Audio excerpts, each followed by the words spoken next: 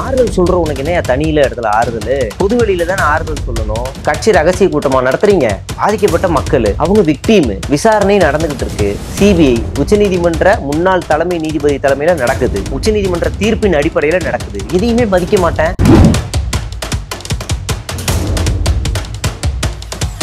சரி, நீ அறிக்கை வெளியிட்டீங்க, உங்களுக்கு அதெல்லாம் தெரிஞ்சுதான் அறிக்கை வெளியிடணும். நீங்க வெளியிட்டீங்க.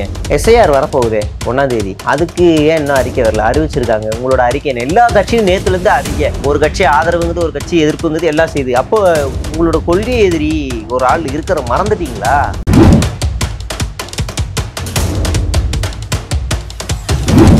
மதுரை மாநாட்டுல தீர்மானத்தை மறந்து போயிட்டு மறுநாள் அதை அறிக்கையை வெளியிடுறாங்க. அவ்வளவு மட்டமான கட்சி இது. அதுலயும் ஓப்பனா அனௌன்ஸ்மெண்ட், மதுரை மாநாட்டுல தீர்மானம் சிறிது நேரம் கழித்து வாசிக்கப்படும் அப்படின்ட்டு போயிடறாங்க. தீர்மானம் என்ன தெரியுமா? அது வரலாற்று நிகழ்வு.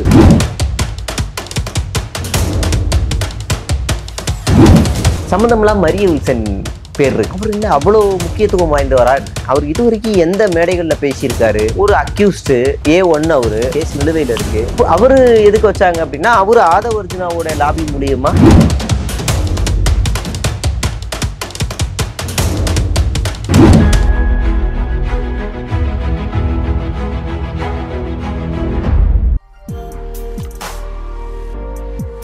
அகாடமிவர்ஸ் எல்லாருக்கும் வணக்கம். இன்னைக்கு TN ரோல் மீடியா ஜெயகுமாரி அவர்கள் தான் நம்ம கூட இருக்காரு. இப்ப அரசியல் நிகழ்வுகள் பத்தி தான் அவர்கிட்ட டிஸ்கஸ் பண்ண போறோம். இப்ப அடுத்தபடியா நம்மளோட நக்கீரன் அவர்கள் பார்த்தோம்னா அவங்களோட ஸ்டாண்ட் ரொம்ப முக்கியமா பார்க்கப்படுது. அவர் அவ்வளவு சீக்கிரம் ஒரு கேஸை கையில் எடுத்துக்க மாட்டாரு. பட் ஆனா இன்னைக்கு கூட ஒரு வீடியோ போட்டிருக்காரு, சிபிஐ ஆதாரங்களை அழிக்க முயற்சி அப்படின்ற மாதிரி வீடியோ போட்டிருக்காரு.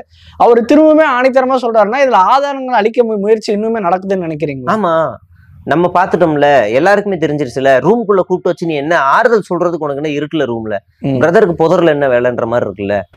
ஆறுதல் சொல்ற உனக்கு என்ன தனியில இடத்துல ஆறுதல்? பொதுவெளியில தானே ஆறுதல் சொல்லணும். கட்சி ரகசிய கூட்டமா நடத்துறீங்க. பாதிக்கப்பட்ட மக்கள் அவங்க விக்டீம். விசாரணை நடந்துகிட்டு இருக்கு. சிபிஐ உச்சநீதிமன்ற முன்னாள் தலைமை நீதிபதி தலைமையில நடக்குது. உச்சநீதிமன்ற தீர்ப்பின் அடிப்படையில நடக்குது. எதையுமே மதிக்க மாட்டேன். பாதிக்கப்பட்ட மக்களை ரூம்குள்ள கூப்பிட்டு யாருக்கும் எதுவும் தெரியக்கூடாது, மீடியா தெரியக்கூடாது, எதுவுமே தெரியாது. உள்ள போலீஸ் அலௌடு இல்ல, சிபிஐ அதிகாரிகள் யாரும் அலௌடு இல்ல. அவங்களையா முன்னாடி வச்சிருக்கீங்கன்னா யாரும் கிடையாது. நீங்களும் வேணா பாருங்க, பக்கத்துல இருங்க சார், நாங்க எதுவும் பேச மாட்டோம். எதுவுமே இல்ல. நீ பாட்டு கூப்பிட்டு வச்சு பேசியிருக்கீங்க, ஆறுதல் சொல்லணும்னு யாரு நம்ப சொல்றீங்க? எதை நம்பணும்? நீ எங்களை கிளப்பி விடுறல, அவர் காலில் விழுந்தாரு, தேம்பி அழுதாருன்னு நாங்களும் கிளப்பி விடுறோம். நீ மிரட்டி இருக்க மாட்டீங்கன்னு என்ன நிச்சயம்? மிரட்டி இருக்க இது எப்படி லீகலைஸ் ஆகும்? வழக்கு விசாரணையில இருக்கு. யாரோட உத்தரவின் அடிப்படையில பெர்மிஷன் கிடைக்கலங்கிறீங்க? யார் கொடுத்த பெர்மிஷன் அடிப்படையில விக்டிம்ஸை தனியா கூப்பிட்டு நீங்க பேசியிருப்பீங்க அப்படின்றதுதான். ஆமா, இன்னைக்கு விர்ச்சுவல் வாரியர்ஸ் அவர் மேலேயே கொஞ்சம் ஆபாசமான வார்த்தைகள் சொல்றது, நக்கீரன் சாரே கொஞ்சம் ஆபாசமா பேசுறது, அவரை கிரிட்டிசைஸ் பண்ற கமெண்ட் எல்லாம் நான் பாக்குறேன். ரொம்ப வல்கரா அவரையும் திமுக ஊப்பின்னு சொல்றது, 200 வாங்கிட்டாரா, இந்த மாதிரிலாம் சொல்றதெல்லாம் விர்ச்சுவல் வாரியர்ஸ் பண்ணிட்டு இருக்காங்க. ஒரு மிகப்பெரிய பத்திரிகை நடத்துறாரு. தமிழகம் சார்ந்த பல்வேறு பிரச்சனைகளை அவர் வெளியே கொண்டு வந்துட்டு இருக்காரு. பொள்ளாச்சி பிரச்சனையா இருக்கட்டும், எல்லாத்தையுமே பேசியிருக்கான்றப்ப விர்ச்சுவல் வாரியர்ஸ் பண்ற காரியம் எப்படி இருக்கு?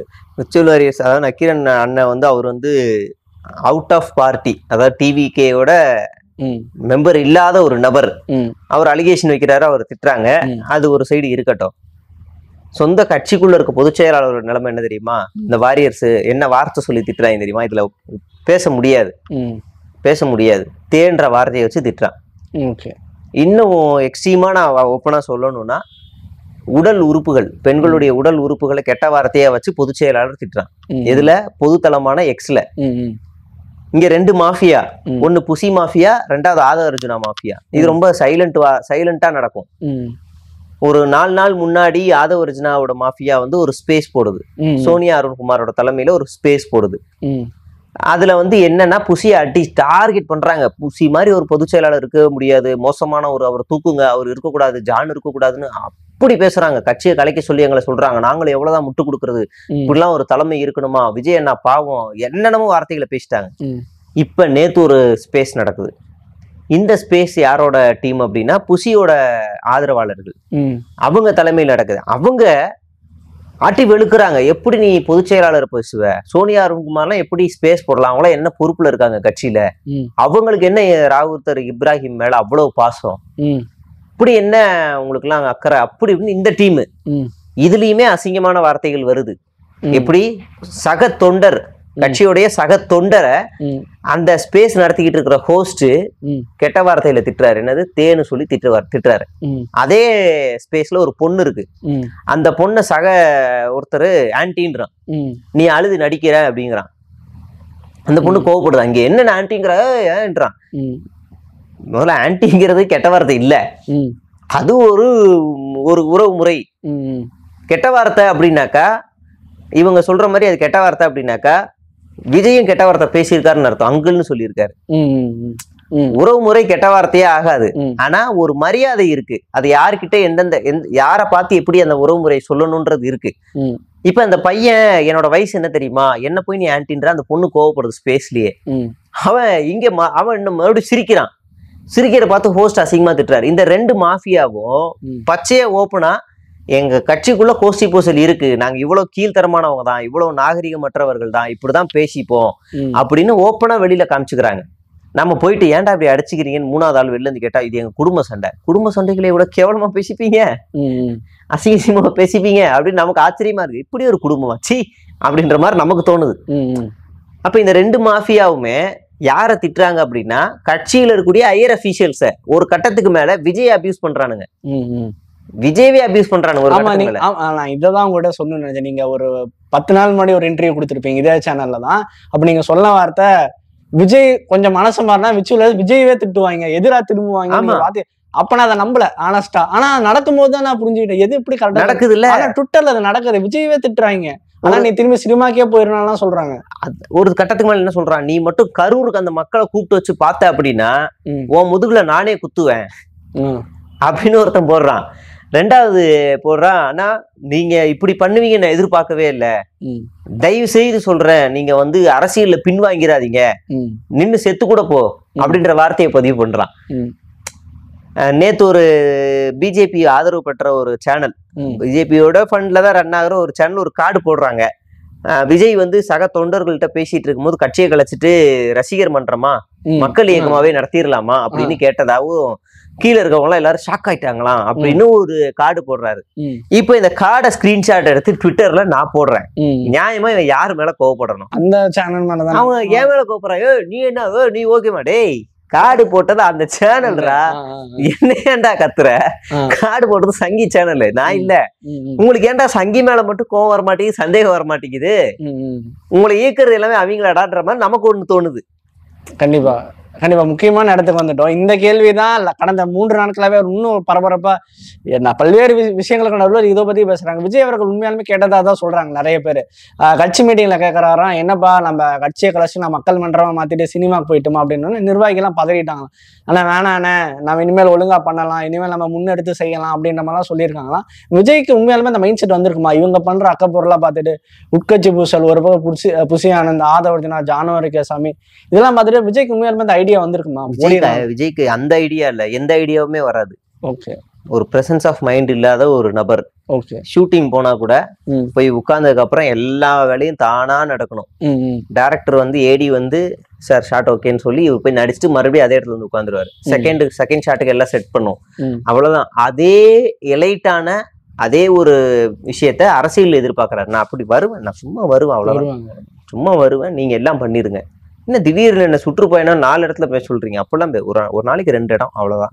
3 இடம்லாம் பிராண்ட்லயே உட்காந்து ஒப்பேத்திக்கிறேன், அவ்வளவுதான். அதுக்கு மேல என்னால கஷ்டப்பட முடியாது.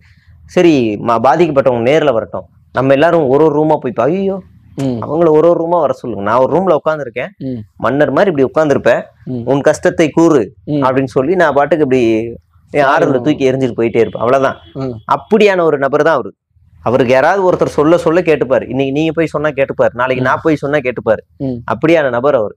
இப்ப யாரோ ஒருத்தர் மண்டையை கழுவி இருக்காங்க, தலைவரே நம்ம இன்னுமே ஃபாஸ்டா வேலை செய்வோம், புதுசா ஒரு டீம் எல்லாம் இறக்கும். எத்தனை டீம் இறக்குறீங்க, எத்தனை டீம், எனக்கு ஒண்ணுமே புரியல.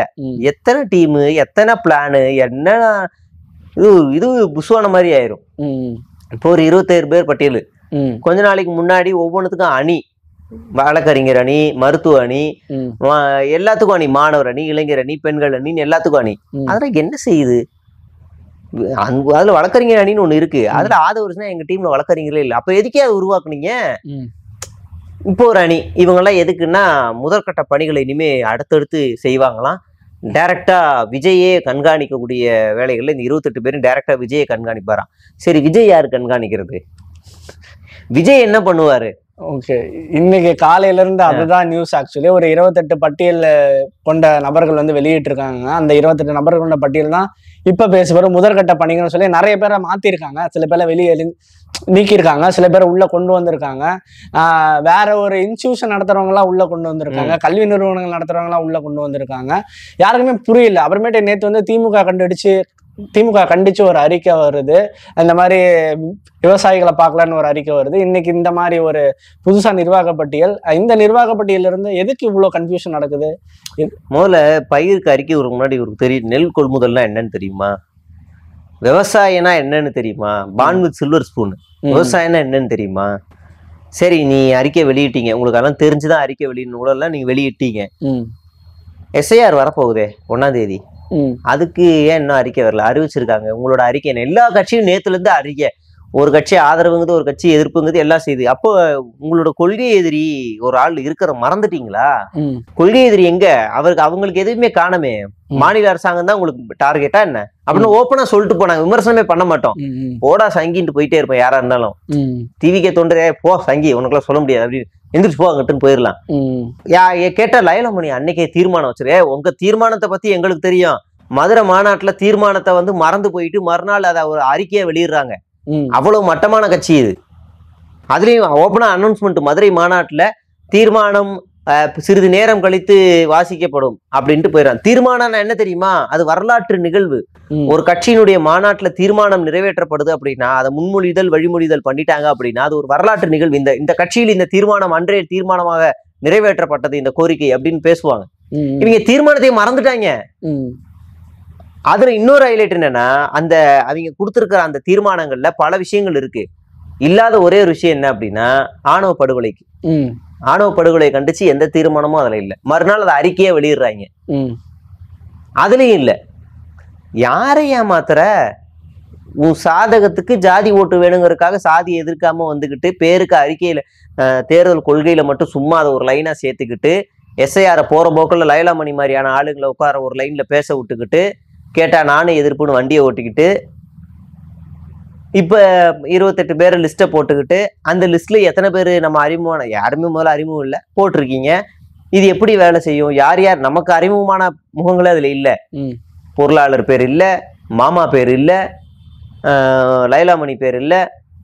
மாமானா ஜெகதீஷ் இல்ல, அவர் அப்படிதான் கூப்பிடுவாரு. நான் அடுத்து அந்த கேள்விக்குதான் வரேன். ஜெகதீஷ் பேர் இல்ல, வெங்கட்ராமன் பேர் இல்ல, லயோனாமணி பேர் இல்லைன்ற இது என்ன? இது உண்மையான காரணம் இல்ல. இவங்க எல்லாத்தையும் ஏன் நீக்கலாங்க? ஆமா, வெங்கட்ராமனை உள்ளே விடல. அவ்வளவுதான் அவரோட மரியாதை. அவ்வளவு பல வருஷமா அவருடைய அக்கௌண்டன்டா ஆடிட்டரா இருந்தவர் வெங்கட்ராமன்லாம். பல வருஷமா கூடவே இருந்தவர். நேத்து கேட்டுக்கு வெளியே, இன்னைக்கு கட்சி விட்டு வெளியில போல. ஏன் நீக்கினாங்க? 3 பேரும் ஏன் நீக்கினாங்களா? சேர்க்கலன்னு சொல்லலாம். இதை ஏன் சேர்க்கலன்னு தெரியல. ஒருவேளை லயலாமணி ஒரு மாதிரி எல்லா இடத்துலயும் கூப்பிட்டு பேசுறாங்க. நம்ம கேட்கற தமிழ்நாடு முழுக்க ரீச் ஆயிருன்னு நினைச்சு போயிட்டு ஒரு உளறி வச்சிருப்பாப்ல ஒரு இன்டர்வியூல. தமிழ் தேசியமும் திராவிடமும் எங்க கொள்கையே கிடையாது. இனியா சொல்ற? உண்மையாவா அப்படின்னு ரிப்போர்ட்டர் மிரண்டி கேட்க. ஆமா, உங்க தலைவர் மேடையில பேசினாரியா, தமிழ் தேசியமும் திராவிடமும் எனது இரு கண்கள்னாரியா. அவர் சொன்னா சொல்லிட்டு போறாரு, எங்க கொள்கை அது இல்ல. இப்ப நீதான் பொதுச் செயலாளரா, நீதான் தலைவரா? மக்கள் விரும்பினாங்கன்னு சும்மா 2 லைனை சேர்த்திருக்கேன். மத்தபடி தமிழ் தேசியமும் திராவிடமும் கொள்கை. சரி, உங்க கொள்கை என்ன? திமுகவோட கொள்கையை கொண்டு வரான். மதசார்பற்ற இதுதான் எங்களுடைய கொள்கை. அது ஏற்கனவே இங்க இருக்கே, உங்க கட்சி அதுலயே போய் சேர்த்திருக்கலாமே.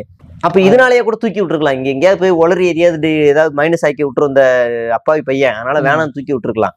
சம்பந்தம் இல்லாம மரிய வில்சன் பேர் இருக்கு. அதான் அவர் என்ன அவ்வளவு முக்கியத்துவம் வாய்ந்தவரா என்ன? அவர் இது வரைக்கும் எந்த மேடைகள்ல பேசியிருக்காரு? ஒரு அக்யூஸ்டு A1 அவரு ஓப்பனா சொல்லலாம், கேஸ் நிலுவையில இருக்கு. அப்போ அவரு எதுக்கு வச்சாங்க அப்படின்னா, அவரு ஆதவ அர்ஜுனாவோட லாபி மூலியமா காசெல்லாம் நிறைய வச்சிருக்கக்கூடிய ஒரு ஆளு நீங்க தேவைப்படுவீங்கன்னு சொல்லி அவரை தூக்கி உள்ள விடுறாங்க. செயல்பாடுகள் தெரியும்ல, 28 பேரும் வேகமா செயல்படுறாங்களா இல்லையா அப்படின்னு நமக்கு தெரிஞ்சிடும்ல. பாப்போம் எப்படி செயல்படுறாங்க அப்படின்னு பாப்போம். இந்த எஸ்ஐஆர் 1ஆம் தேதி வருது. இவங்களுடைய ஸ்டாண்ட் என்ன? அது எப்படி கடுமையா எதிர்க்கிறாங்களா, தொட்டும் தொடாமலும் எதிர்க்கிறாங்களா, என்ன பண்றாங்கன்னு நம்ம பார்ப்போம். இதே மாதிரி இன்னொரு நேரத்துல சந்திப்போம். நன்றி பிரதர்.